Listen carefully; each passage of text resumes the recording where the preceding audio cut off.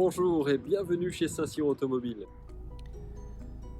Donc avec cette vidéo de présentation, je vais vous expliquer comment fonctionne l'écran GPS, l'écran donc d'une Peugeot 3008 qui est l'équivalent aussi sur le nouveau Peugeot 2008 ou le 5008 par exemple. Donc vous avez ici des boutons qui vous permettent d'avoir des menus rapides et vous avez ensuite votre écran qui est ici. Le premier bouton, donc c'est le bouton musique qui vous permet donc d'afficher les différentes stations de radio. Vous avez des petits onglets dessous, soit vous affichez les fréquences, donc vous avez la fréquence qui est ici et vous allez utiliser les flèches pour monter ou descendre et donc chercher les différentes radios. Soit vous avez donc ensuite mémoire. Les mémoires, donc c'est ce que vous avez déjà enregistré. Alors si par exemple vous voulez changer, par exemple là vous avez Radio Star en numéro 1. Vous allez sur la fréquence, vous choisissez donc une radio, vous vous mettez dans mémoire et vous allez à la place du numéro 1 mettre Skyrock. Il vous suffit d'appuyer sur le bouton lorsque vous entendez sonner, ça veut dire que la radio précédente a été remplacée par celle que vous avez trouvée. Après vous avez donc ici bande pour avoir AM, FM, voilà, et donc ça s'affiche ici, et vous avez sinon la liste qui, par ordre alphabétique, vous donne toutes les radios qui ont été trouvées par votre véhicule. Il vous suffit soit d'appuyer donc sur le bouton qui est ici, soit de faire un défilement puisque c'est tactile. Vous cliquez sur la radio qui vous intéresse et elle se lance naturellement. De la même façon, si vous voulez la remettre à la place d'une autre radio, vous laissez le doigt appuyé dessus et elle va se charger automatiquement. Vous avez un onglet source ici qui vous permet de choisir la source. Alors là en l'occurrence par exemple, vous avez une clé USB, vous mettez dans l'insert ici votre clé USB et vous allez pouvoir lire les musiques grâce à ce bouton. Si vous avez un téléphone portable qui est associé en Bluetooth, en appuyant sur Bluetooth, vous allez pouvoir lire les musiques de votre téléphone portable. Et là vous avez Apple CarPlay, si j'appuie dessus, je peux lancer l'Apple CarPlay puisque mon téléphone portable est actuellement branché grâce à un cordon et donc je peux utiliser les applications de mon téléphone portable et donc par exemple la musique de mon téléphone portable si mon téléphone a de la musique à l'intérieur. Donc voilà pour la radio. Pour ce qui est de la climatisation, donc le deuxième onglet, la climatisation elle est automatique. Vous pouvez régler donc à droite et à gauche de façon séparée. Vous pouvez demander donc de couper la climatisation, vous pouvez demander à ce qu'elle soit automatisée et vous pouvez lui demander aussi qu'elle soit au maximum, soit en low, soit en high, c'est-à-dire en chauffage ou en climatisation. Vous avez différentes options. Alors l'option finalement qui sert le plus, c'est mono, c'est-à-dire que mono, si je reviens en arrière, lorsque j'ai utilisé la touche de gauche en tant que conducteur, parce que je suis seul dans la voiture, ça baisse aussi automatiquement celle de droite. Si je suis en off, à ce moment-là, lorsque je change à gauche, ça ne change pas à droite. Comme ça, le passager a lui la possibilité de changer aussi sa climatisation. Dans les autres options, vous avez la qualité de l'air que vous allez pouvoir donc automatiser, c'est-à-dire que avant on avait un recyclage d'air, donc qui est toujours donc ce bouton ici. Donc ça c'est un recyclage d'air manuel, mais vous pouvez aussi lui demander que ce soit automatisé. Si la qualité de l'air est pas bonne, à ce moment-là c'est lui qui va filtrer automatiquement. Et vous avez ici le mode automatique de la climatisation qui peut être en soft, donc en doux, en normal ou en fast, c'est-à-dire quelque chose d'un petit peu plus péchu. Donc ça c'est pour la climatisation. C'est très simple, l'avantage de l'automatisme, c'est que s'il fait chaud dehors, ça vous fait du froid, s'il fait froid dehors, ça vous fait du chaud, et si vous ne voulez pas de l'automatique, il suffit d'appuyer sur l'onglet ici pour le mettre ou pour l'enlever, ou d'appuyer simplement sur plus-moins pour lui demander de ventiler plus ou moins fort, et ça coupe automatiquement le système automatique. Je passe directement à l'onglet car, puisque on fera en dernier le GPS, c'est ce qu'il y a de plus long. Sur ce bouton là, ça vous permet d'avoir en fait le menu qui vous demande de valider ou d'invalider les différentes fonctions de votre véhicule. On est sur un 3008 haut de gamme qui a, vous voyez, la commutation automatique des feux de route, c'est-à-dire que Lorsque vous êtes en feu de route, si vous avez une voiture qui croise, les feux de route s'enlèveront automatiquement sans avoir besoin que vous fassiez une manœuvre de votre côté. Et dès que la voiture est passée, à ce moment-là, ça remet les pleins phares. Donc vous pouvez le mettre ou l'enlever. En fait, la fonction de cette interface, c'est de pouvoir mettre ou enlever chacune des options. Aide au maintien dans la voie, donc vous pouvez le mettre ou l'enlever. Donc ça veut dire que votre voiture a une caméra qui regarde les petits traits de la route. Si vous sortez de ces petits traits parce que vous êtes endormi et que vous sortez de votre voie, à ce moment-là, votre véhicule va vous avertir. Donc vous pouvez le mettre en route ou pas. Si vous voulez mettre le start and stop en route ou pas, l'aide au stationnement, alors lorsque vous avez l'aide au stationnement, vous pouvez effectivement le déconnecter. Par exemple, vous avez mis un attelage et la boule d'attelage est repérée par les radars de recul. Dès que vous passez la marche arrière, ça sonne sans arrêt, vous pouvez l'enlever. Surveillance d'angle mort, donc ça veut dire que vous avez sur les rétroviseurs extérieurs un petit bouton, un petit voyant orange en fait qui va s'allumer lorsque vous avez quelqu'un dans votre angle mort, donc vous pouvez le mettre ou l'enlever. Bon, c'est toujours préconisé de le laisser bien évidemment. Et reset détection de gonflage, si j'appuie dessus, je vais pouvoir demander à la voiture de prendre en considération la pression actuelle, voilà, pour référence. Et du coup, si jamais il y a une perte de pression, ça vous informe que vous êtes en train de crever, tout simplement. Enfin, les pneus en tout cas. Vous avez ici réglage véhicule, les feux. Vous allez pouvoir régler donc les feux. Alors les feux, c'est quoi? C'est éclairage d'accompagnement, éclairage d'accueil. Lorsque vous ouvrez votre véhicule à distance, votre voiture va allumer les feux. Et la voiture va, lorsque vous fermez votre voiture, pas éteindre les feux tout de suite, puisque vous allez lui donner une temporisation de 15 secondes, 30 secondes ou 60 secondes. Voilà. Ça permet à quoi? Ça permet, lorsque vous fermez votre voiture, qu'elle vous éclaire encore chez vous jusqu'à la porte d'entrée, par exemple. Éclairage d'accueil, c'est lorsque vous appuyez donc sur l'ouverture ou la fermeture des portes de votre voiture, l'éclairage intérieur va s'allumer pour vous accompagner dans l'entrée dans votre voiture. Au niveau du confort, là c'est pour pouvoir donc lui demander, lorsque vous avez les essuie-glaces avant qui sont en route, de mettre en route automatiquement l'essuie-glace arrière lorsque vous passez la marche arrière. Les rétroviseurs indexés à la marche arrière, ça veut dire que les rétroviseurs vont se baisser légèrement pour vous montrer les trottoirs. Donc vous pouvez le mettre ou l'enlever. Et l'éclairage d'ambiance, là c'est pareil, vous avez un éclairage en fait qui se trouve sur les côtés des portières. C'est un éclairage d'ambiance à LED. Vous allez pouvoir lui demander que cet éclairage soit plus ou moins sombre. Vous voyez, vous avez la petite image qui s'éclaircit au fur et à mesure, voilà, pour vous aider à comprendre. Ensuite, vous avez donc l'accès au véhicule. Là, vous allez pouvoir demander à ce que le déverrouillage soit fait uniquement pour le conducteur ou pour tous les passagers. À Paris, lorsque on ouvre sa voiture et qu'on ne veut pas que quelqu'un puisse rentrer dans la voiture à gauche alors qu'on est tout seul dans la voiture, effectivement, on demande à ce que ça n'ouvre que le conducteur. Par chez nous, en Ardèche, on ne se pose pas la question. Sécurité, Active City Brake, Safety Brake, ça veut dire que vous avez votre voiture qui va freiner à votre place si jamais il y a un piéton qui passe devant vous. Vous allez lui demander, là, dans le paramétrage, d'avoir soit une validation plus ou moins proche ou plus ou moins lointaine, soit de la voiture qui vous précède, soit effectivement s'il y a un piéton encore une fois qui passe devant vous, ça marche aussi.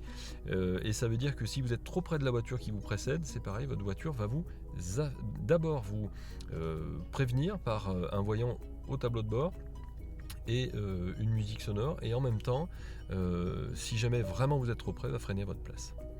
Vous avez la reconnaissance des panneaux de vitesse qui va s'afficher donc sur votre tableau de bord ici en dessous du compteur de vitesse. Donc vous pouvez le mettre ou l'enlever. L'idéal c'est quand même de le mettre parce que si une cartographie GPS n'est pas à jour, lui il lit les panneaux grâce à une caméra qui se trouve derrière ici le rétroviseur. Et si c'est limité à 80, vous en êtes informé sur votre tableau de bord. Donc, je pense que ça c'est intéressant. Et l'alerte attention au conducteur, c'est votre véhicule qui va, si jamais vous vous êtes endormi, vous prévenir qu'il faut vous arrêter. Ensuite, vous avez donc l'onglet donc téléphone portable, si vous voulez donc associer un téléphone portable ou utiliser votre téléphone. Mais ça, je vous ai fait une vidéo pour vous expliquer ça sur notre page YouTube. Vous avez ici l'onglet qui vous permet d'accéder donc soit aux connexions des applications Peugeot, soit à l'Apple CarPlay, au MirrorLink et à l'Android Auto. Ça fait partie de la vidéo aussi de l'association du téléphone portable. Et le dernier, donc, c'est les warnings. Ça, j'ai pas besoin de vous expliquer à quoi ça sert. Donc, pour finir, la petite navigation GPS ici. Vous avez donc appuyé sur le bouton. Vous avez ici le menu. Vous cliquez sur le menu. Une fois que vous avez cliqué sur le menu, il suffit simplement de soit saisir une adresse, soit mes destinations, c'est toutes les destinations que vous avez fait préalablement. Et à ce moment-là, vous revenez dedans. Alors là, en l'occurrence, il n'y en a pas parce qu'on enlève toutes les destinations des anciennes des voitures qu'on reprend. Donc il n'y en a pas, mais vous pouvez effectivement associer une destination à la maison, au travail. Moi, je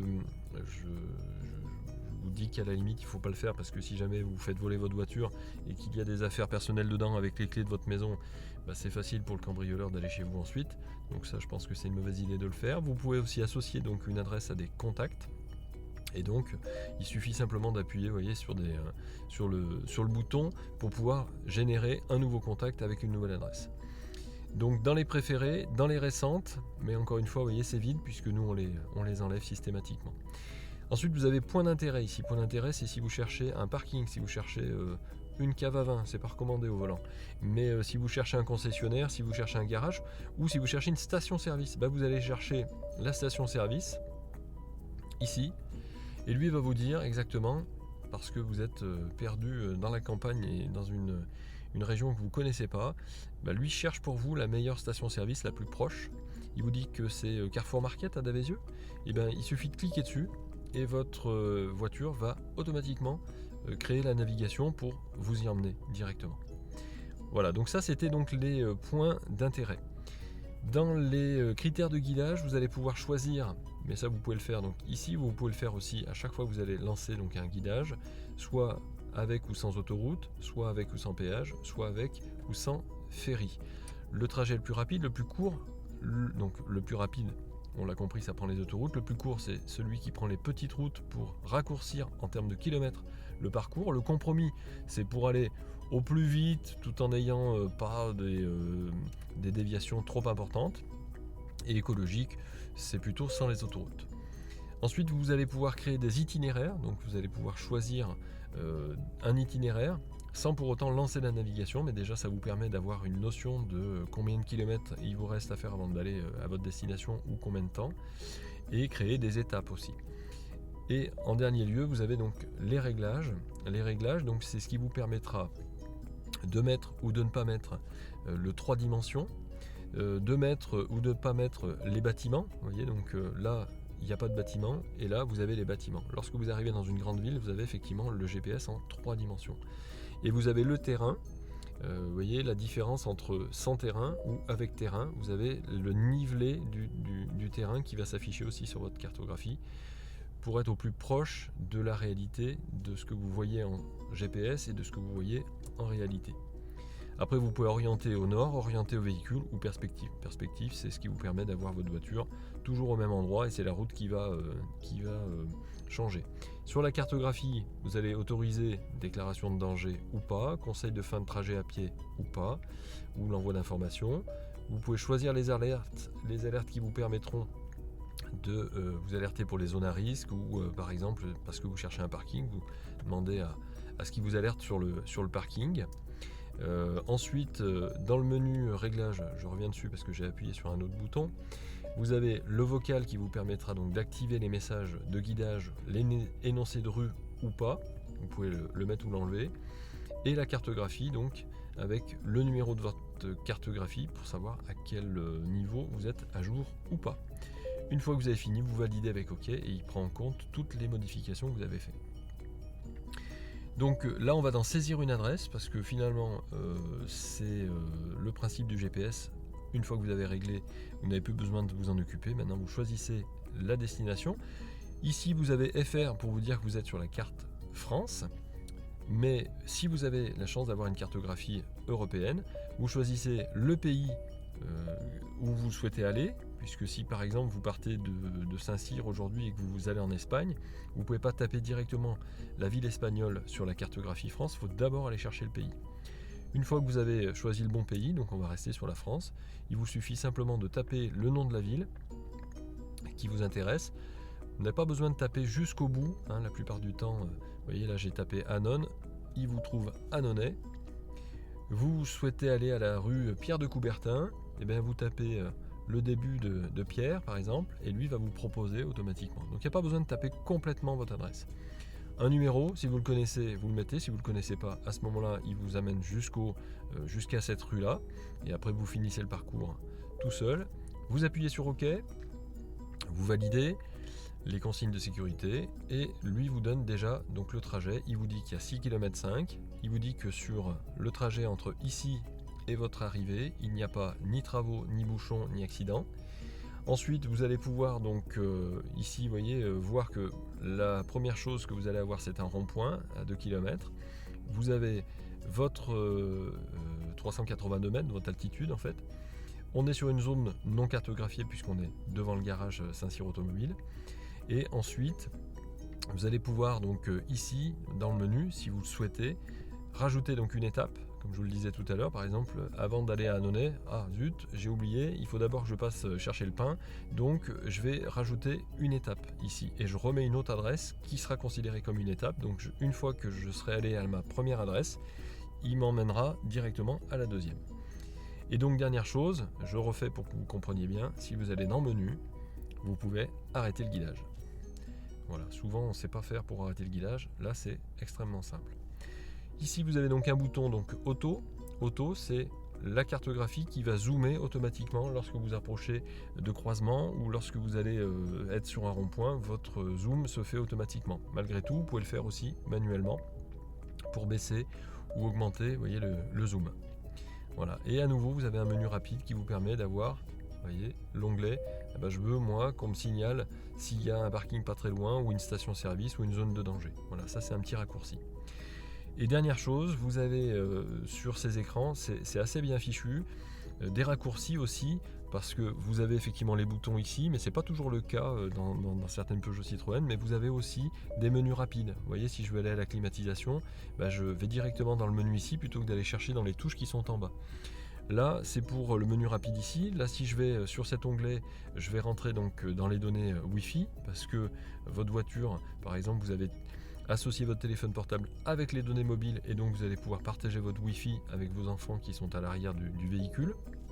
Donc vous pouvez le mettre en route ou pas directement avec cet onglet là. Et là vous allez pouvoir donc régler différents profils. Donc vous avez un réglage audio grâce à cette roue crantée qui est en haut à droite qui vous permet de mettre le loudness, donc c'est la partie basse aiguë, ou vous le faites ici manuellement, ou vous le faites en cherchant directement les ambiances, parce que pop rock finalement c'est une ambiance qui vous convient, il n'y a plus besoin de régler manuellement. La répartition, c'est si vous êtes seul dans la voiture ou si vous êtes avec plusieurs personnes. En étant seul, vous pouvez régler ici pour avoir le meilleur son en tant que conducteur, ou vous pouvez régler donc pour que tout le monde ait la même configuration. Au niveau du son, pour le son tactile, donc ce qu'on entend à chaque fois que j'utilise donc l'écran, et le volume asservi à la vitesse, c'est le volume de l'autoradio qui va augmenter en fonction de la vitesse de la voiture, puisque plus vous roulez vite, plus ça fait de bruit, et plus ça fait de bruit, plus votre voiture va augmenter le volume, et lorsque vous ralentissez, la voiture va baisser le volume. Donc vous ne vous en rendez pas compte, mais en fait vous avez un volume sonore radio qui est constant, et ça c'est intéressant. C'est pour ça que c'est bien de l'avoir coché. Pour la voix, c'est la voix de votre énonciation, par exemple de la reconnaissance vocale ou des messages de guidage. Et ici vous allez pouvoir changer donc la sonnerie de votre téléphone si vous voulez que ce soit plus ou moins fort. Donc je reviens simplement donc en arrière, si je me mets donc sur la radio ou si je me mets donc sur le GPS comme j'étais tout à l'heure, pour que vous compreniez bien, je vais simplement dans la roue crantée, et là j'étais dans réglage audio. Mais ça me permet aussi d'éteindre l'écran. Si par exemple vous roulez la nuit et que la lumière de l'écran vous gêne, il vous suffit d'aller sur la roue crantée, éteindre l'écran, je rappuie sur l'écran, il se rallume. Donc vous voyez, je vais sur la roue crantée, j'ai cet écran qui apparaît, éteindre l'écran et je le rallume automatiquement. Voilà, et bien écoutez, j'espère que cette vidéo vous aura été utile.